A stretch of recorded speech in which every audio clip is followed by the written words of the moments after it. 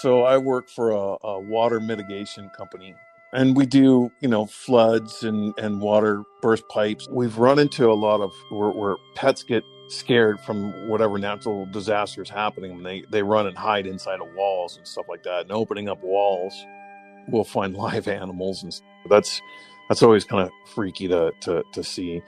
Hi, welcome back to That Doesn't Happen Every Day, a show in which we interview more or less everyday people about things that don't normally happen every day.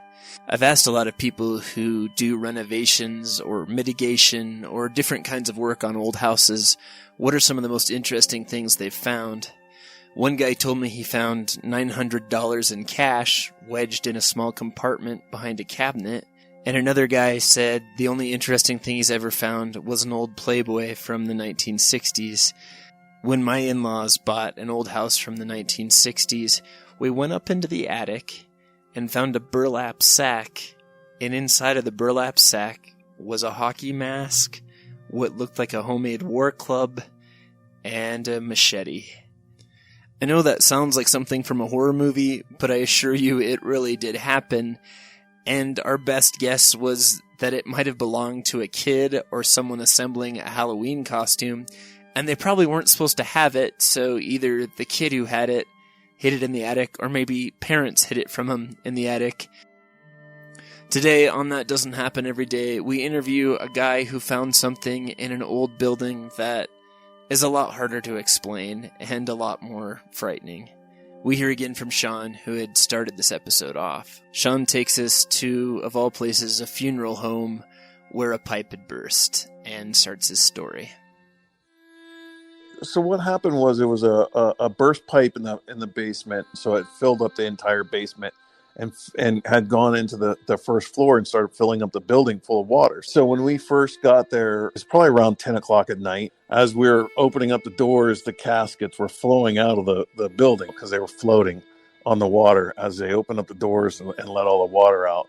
I think we all knew that it was probably just display coffins, but you don't know until you actually look inside. It was a eerie sight.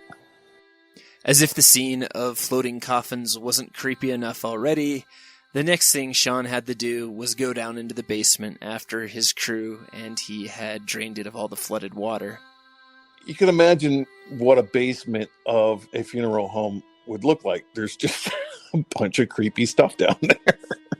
I mean, there was a baby's coffin down there, and vases and stuff like that. I remember they had this big rubber rat. I don't know why it was there. It was just like a big toy rat.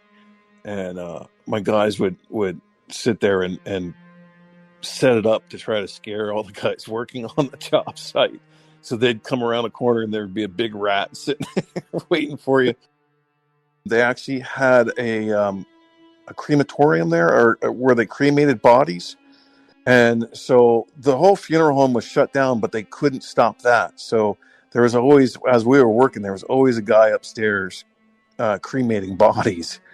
And so it was just eerie all the time. There was just noises and bangs, and you would walk through a spot where it just was colder than other spots, and your hair on your arms would go up every once in a while, in certain areas. I was supervising a crew of 5.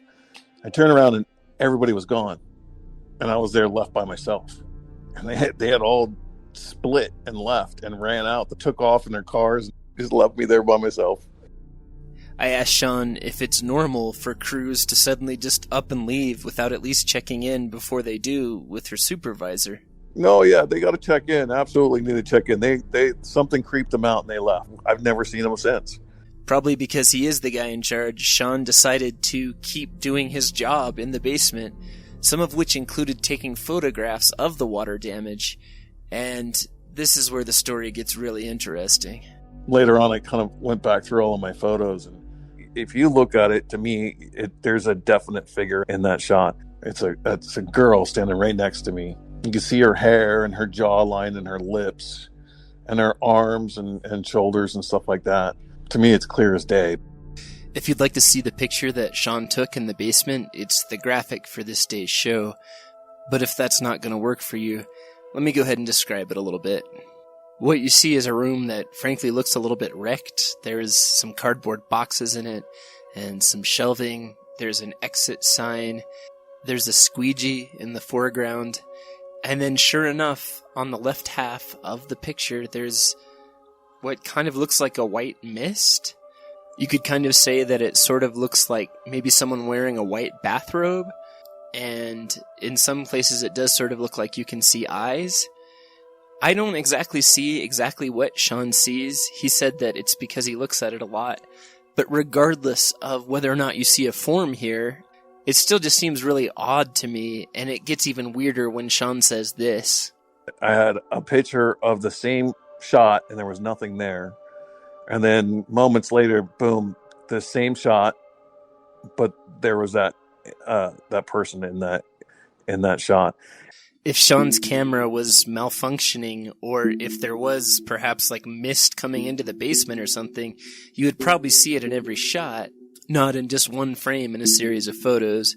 So that is really weird, not to mention just how creepy the whole experience seemed to be. I asked Sean if he had had time to talk to this figure that showed up in his picture, what he would have said to it.